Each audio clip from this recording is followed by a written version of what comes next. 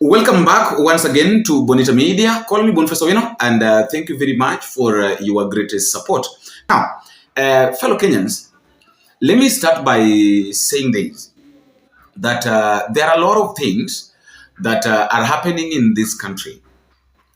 And if not for the media, and maybe if not for the news every now and then, and the way we dig things deep and bring them on the broad daylight, sometimes many things, many bad things that are happening may not have been known or cannot be known by a lot of people.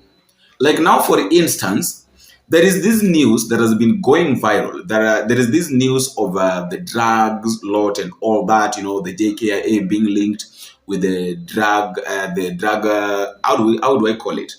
The drug marons or something like that. The news was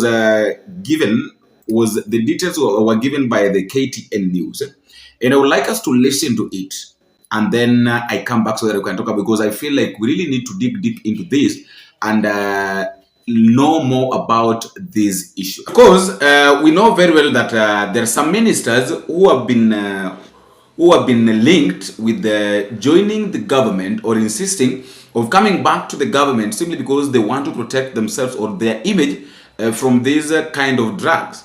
We've seen a lot of people talking about that is the alias and Joho together with the Kafogo and everybody, a lot of people. Those are just but a few people that have always been linked with the issue of drugs.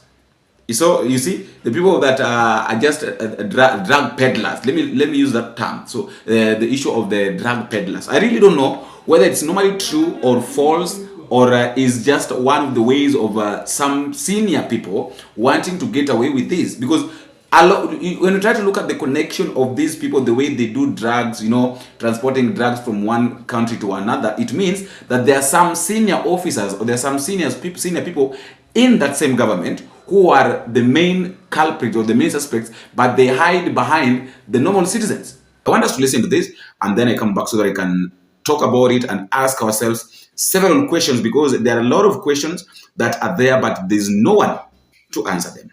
Listen to this.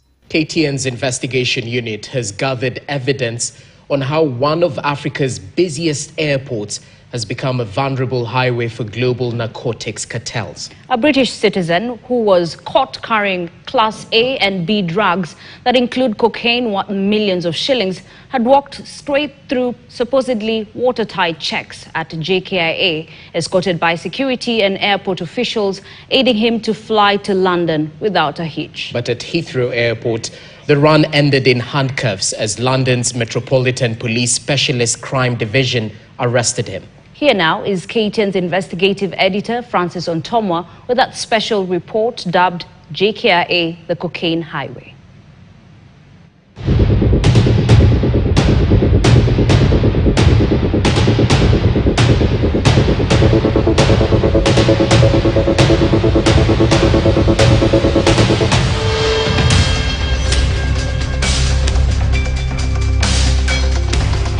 Tuesday night, May 13th, 2025. Nothing betrayed the quiet of the night at Jomo Kenyatta International Airport.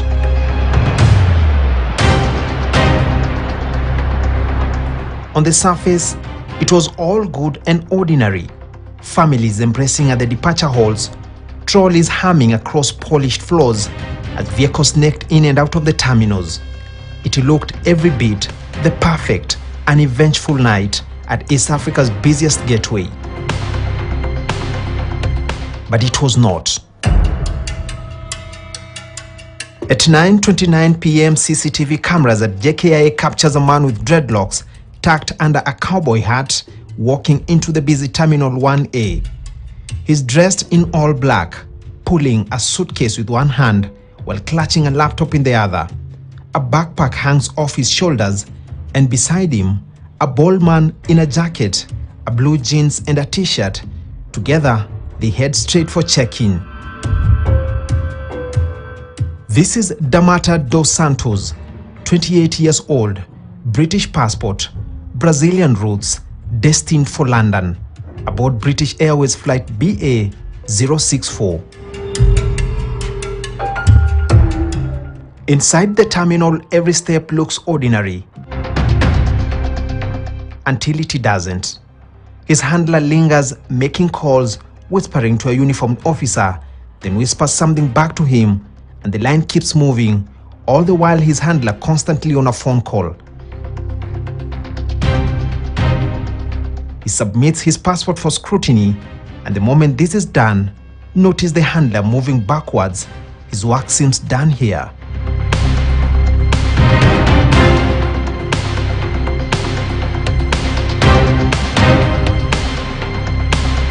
Minutes later enters this man in blue shirt carrying a unit load device, or simply ULD. A ULD is a container used at the airport to bundle dozens of suitcases and cargo into a single movable unit for loading into an aircraft.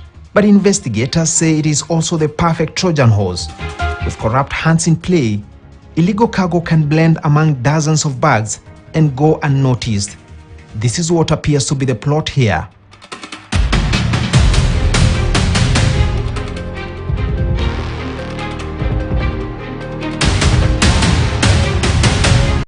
To that point, let me just ask this question. Up to that point, what is the relationship between the butler or that person that was with this guy with the police officers? It means that this thing has been going on. It is something that they've been doing for quite some times. You know, it's like ni hali ya mazoea. It's something that they're used to. Even the police officers that work within the JKIA premises knows this guy. And maybe this man, this British guy, is not the first person that this man is escorting. And then, now, during the checkpoint, you know what is surprising here? When the suitcases are being passed through the scanning process, how did this thing pass without being scanned or noticed? Let us continue. 9:52 p.m. enters this man in a reflector jacket, also constantly on the phone as if trying to locate someone. Weaving through passengers, walking from one end to another. Finally, he connects with his target, and immediately, Dos Santos takes cue and follows him. All the while, Dos Santos clutching his belongings close to his chest. Once they get to this security checking section, the official in reflector jacket takes charge, appearing to shove aside his juniors and pushes them to the tail end of the process. All the while, he is constantly on the phone. And when the turn of Dos Santos comes, notice what happens. When every other bag is scrutinized, this briefcase carrying the drugs is conveniently nudged away. The rogue official does not want any of his juniors to check any of Dos Santos' belongings.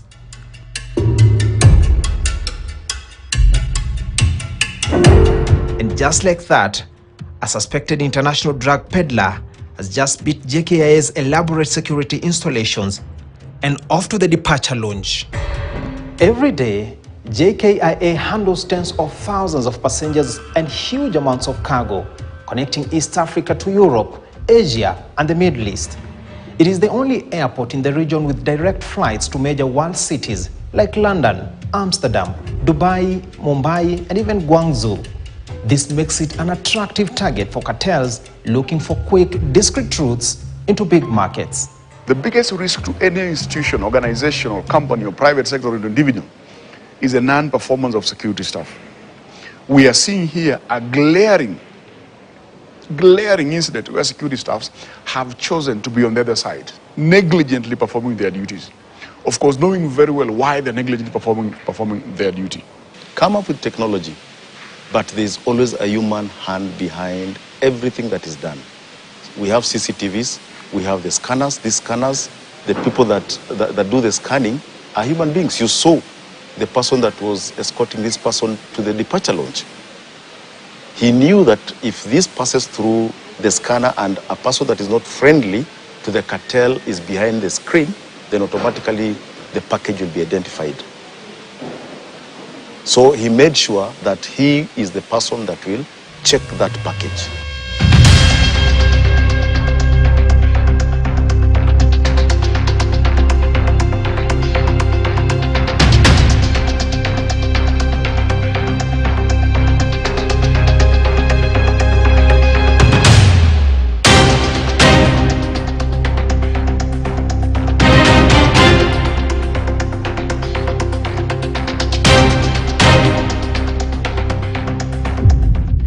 11:10 p.m. and the British Airways flight is airborne. 6 hours later at Heathrow, the run ends. Waiting Metropolitan Police Specialist Crime Division moves in.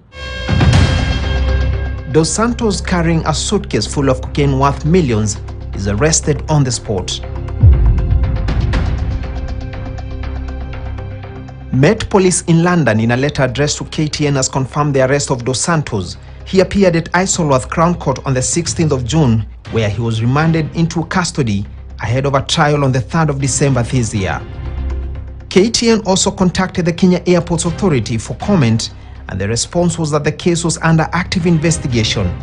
KAA said that the authority remained fully committed to cooperating with relevant security and investigative agencies. And fellow Kenyans, just a humble request is that I'm planning to work on the sound. And I'm just requesting, if you're willing to stand with me in this, your 100, your 50 bob you'll do. I really appreciate, guys. I want to work on how we can get sounds, mics, and all that. Because in the next maybe 1, 2, 3 months, I'm planning to start a podcast. But I think through your help, I have a very good team here.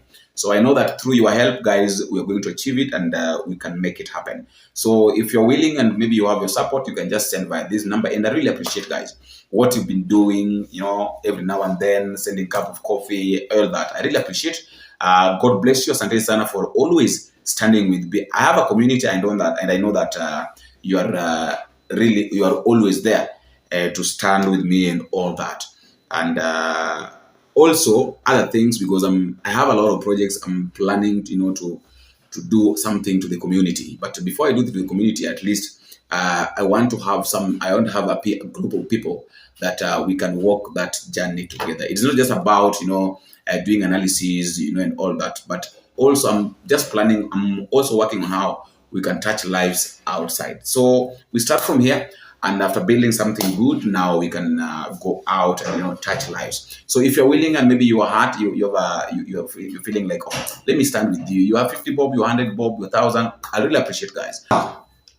Let us come back and ask ourselves these questions. Question number one that I would like us to ask ourselves is this: how did this thing manage, or how did this guy manage to maneuver all the way from the beginning to the end of the checkpoint? If this is not something that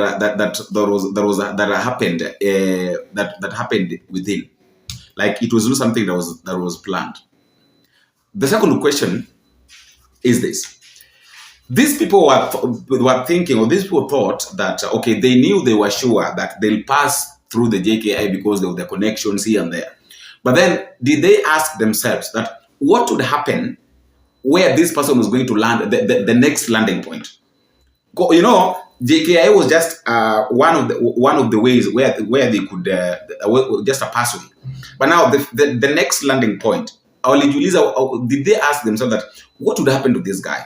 You see, what is it that is going to happen to this guy once amefika kule Jethro? There are some places that hata wewe na connection aje, you can't survive. So that one tells you that a lot of things normally happens in these our airports. These are our airports because a lot people know very well that JKIA is an airport whereby watu wengi sana people travel in and out.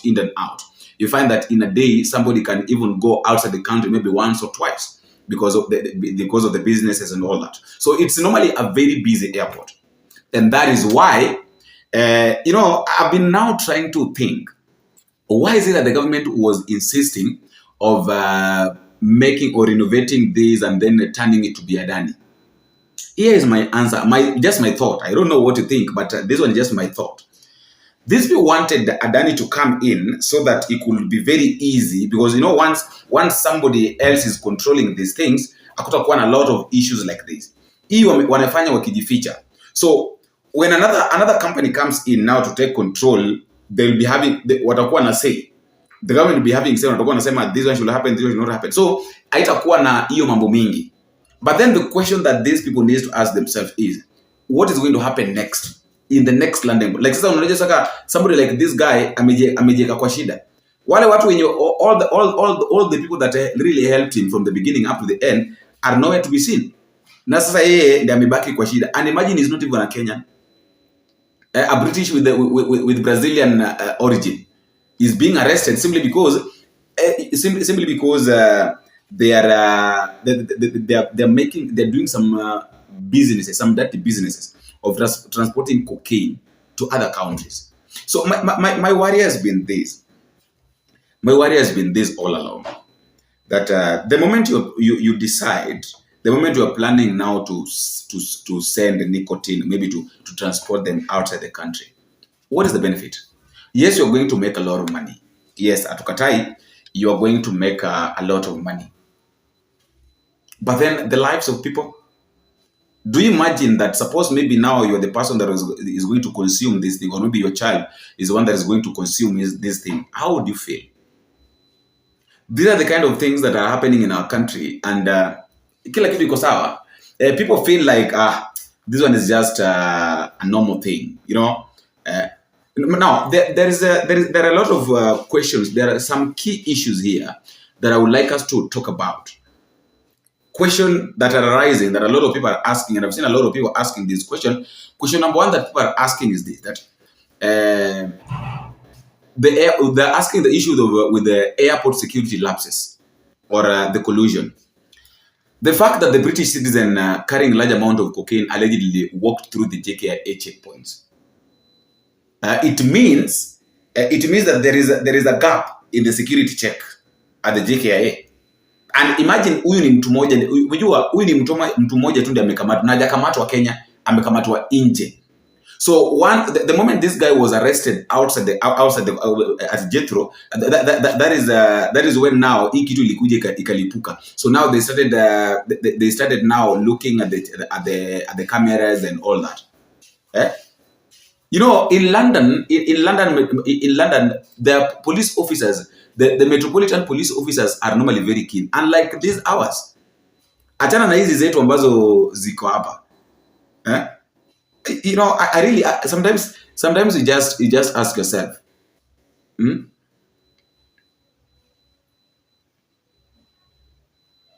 sometimes sasa zingine unaketi tu chini unajiuliza ya kwamba how are these things happening? Sasa mtu kama huyu hajakamatwa Kenya, amekamatwa wapi? Amekamatwa huko London.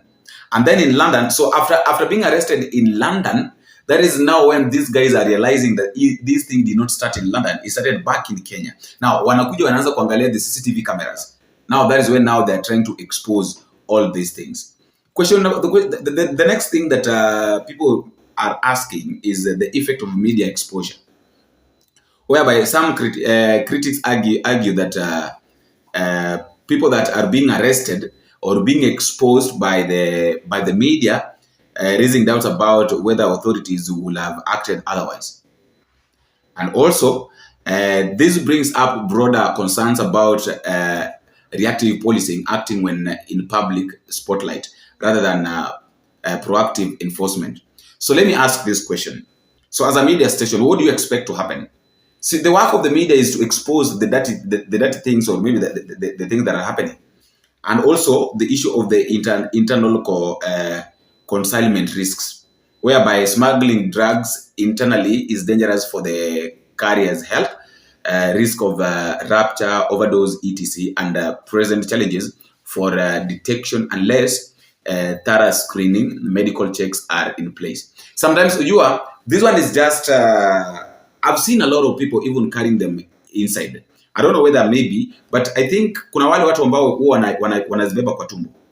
Kuna jinsi ambavyo I don't know how it happens, but some people, hata wanawake, kuna jinsi ambavyo wanazibeba into their private parts. I don't know how they do it. I really don't know how they do it, but they're experts in this. So such kind of things normally affects people's lives. You see, it really affects people's lives. And then the fourth one is the issue of international cooperation and intelligence sharing, whereby the fact that the British citizen was arrested later in London points to cross-border tracking, law enforcement, collaboration, and possibly prior intel. Now, my question is this. Suppose this guy was not arrested in London. na angepita aende, atungejua this thing. Now it is through the you know, I really don't know how to put it. I'm really trying to find a way of putting it. And also the procedure of accountability.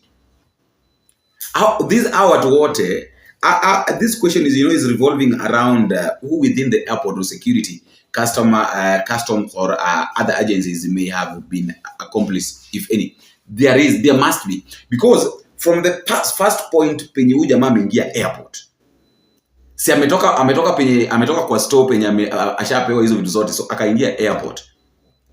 Hapo there was one person who escorted him akafika kwa line, and then this guy was seen talking over the phone and then greeting a police officer. And then from there we go to the next point, waiting bay, whereby another person is coming. Now when you enter kwa room penye this guy is going to be checked, kufika hapo this person's luggage is not being checked. So it means this one is a coordination. And these guys, they are over the phone. Unaona wako kwa simu every now and then. So it means that all these things that are happening, they are things that have been planned. So my question is this: how many illegal things are happening within our airports that are not known or that are not being exposed? I know it started a long time ago. And a lot of things have been happening, But then now, why is it that this one is the worst? And how many things have been happening in our airports? Leave alone the issue of Miraa, because I think Miraa has been legalized. Miraa is ni kama ilikuwa legalized, so watu haina shida hiyo mambo na Miraa. But now the problem is mambo na cocaine. First of all, you put people's lives at risk. The relationship between the country where you've come from, like right now, huyu jamaa umejua kuna jinsi ambavyo now the JKIA the JKIA picture hiyo image yake imeharibika, because the question they will ask is, where did this guy come from? He came from Kenya. Which airport? JKIA. How did this guy manage to maneuver all through the process, the checking point process, up to the point that now he entered into a plane and took off? Was there nobody who could suspect such kind of thing? So there'll be a lot of questions concerning the airport where you're coming from, and then now because inakuwa discovered now where you have landed into. Are you seeing where the problem is coming from? I really don't know how all these things are going to be solved, but truth of the matter is that you see, when they were really pushing, or Mara Adani, Mara Nini, these guys had got different plans. That is just what I'm suspecting, that these guys had got really plans. Imagine mtu anatoka Kenya anaenda anaua Dubai. Nationality yake ni gani? Kenya. So they will not be like, okay, huyu mtu ameua Dubai, ni wa wapi? Ni wa Dubai? No. Wataanza kuangalia the nationality of this person. Nationality ni gani? Then the origin. You see, those are the kind of things that are going to be looked at. So this person mwenye amekuwa arrested, his case inaenda kuwa hard on 3rd December. I think 3rd or 5th. What would happen is this: they will not look at, okay, we're in Brazil. The question is, where have you come from? Before we arrested you, where did you come from? So it means that if you came from Kenya, these dirty businesses normally happens in Kenya, and that is how the image of the country is going to be derailed. So I would like you to tell me what you think at the comment section. And thank you guys. God bless you. Asanteni sana. Now, please don't forget to tell me what you think at the comment section concerning this issue. Until we meet again, I have been your host, Boniface.